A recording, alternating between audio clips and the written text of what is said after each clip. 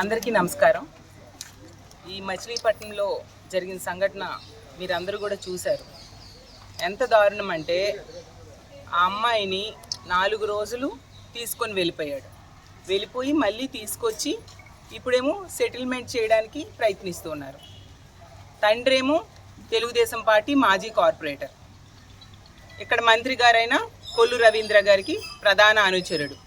అందుకు మంత్రి గారే స్వయంగా రంగంలోకి దిగి సెటిల్మెంట్ చేయడానికి ప్రయత్నిస్తూ ఉన్న సంగతి మనకి ప్రత్యక్షంగా తల్లి అలాగే ఆ అమ్మాయి తాలూకా సోదరుడు తండ్రి చెప్పిన దాన్ని బట్టి మనందరికీ క్లియర్గా అర్థమైంది.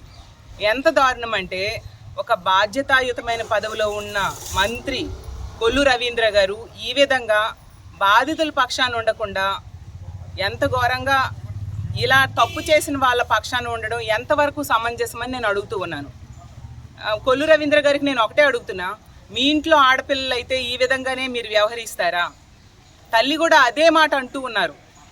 వాళ్ళ ఇంట్లో ఆడపిల్లలకి ఇలా జరిగితే ఈ విధంగా తీసుకొని వెళ్ళి తెచ్చేస్తే ఇలాంటి న్యాయమే మీరు చేస్తారా అని అడుగుతున్నారు.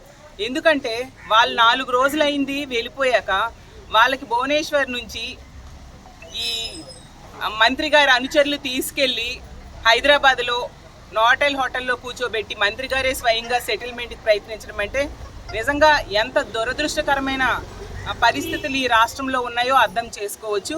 తల్లిదండ్రులు కోరుతున్నారు, ఒకటే వాళ్ళు కోరుతున్నారు, ఇలా తీసుకెళ్లారు కాబట్టి ఆ అమ్మాయి జీవితం ఇప్పుడు నాశనం అయిపోయింది కాబట్టి పెళ్లి చేయండి అనేసి. అది న్యాయమైన కోరిక.